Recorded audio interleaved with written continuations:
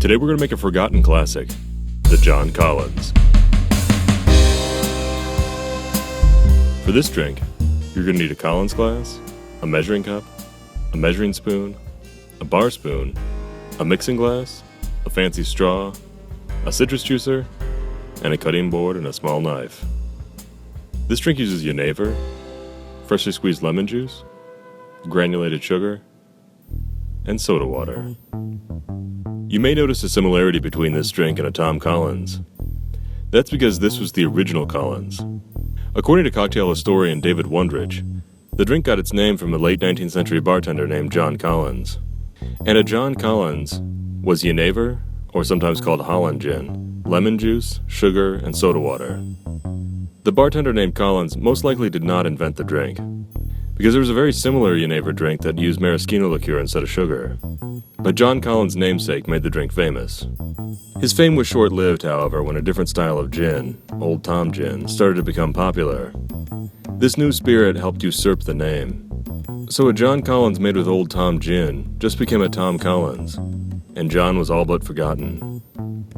In any case, the John Collins, the Genever Collins, is fundamentally different from the Tom Collins, simply because of the base spirit.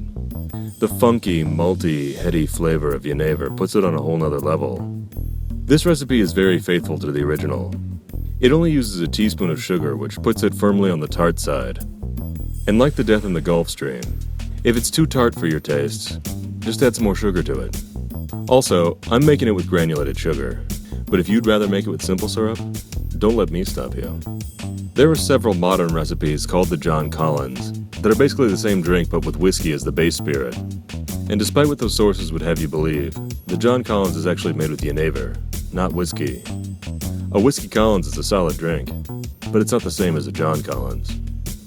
In some sense, the whiskey version is almost a John Collins, because Genever, although it's considered the grandfather of modern-day gin, is much closer to an unaged Scotch whiskey than it is to a London dry gin. That's because Genever is made from a malt distillate.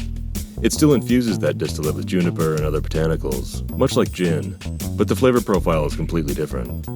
If you've never tried Genever, you owe it to yourself to get your hands on it. And this drink makes for a great introduction. Before I get started, I like to cut, squeeze, strain, and bottle my lemon juice. That way it's easier to pour when it comes time to measure. We'll start by chilling our glass. Fill it with ice and water and set it aside.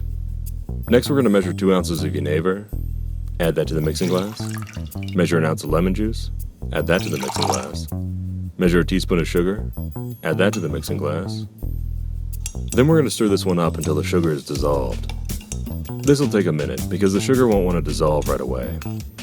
Feel free to use a teaspoon of simple syrup instead if you want to skip this step.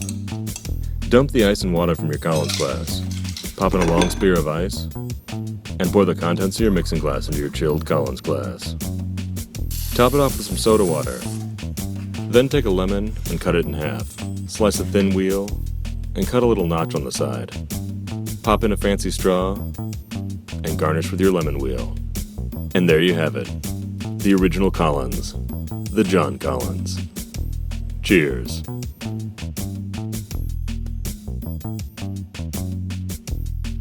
Click here for more videos. Be sure to subscribe, and check us out on Facebook, Twitter, and Instagram.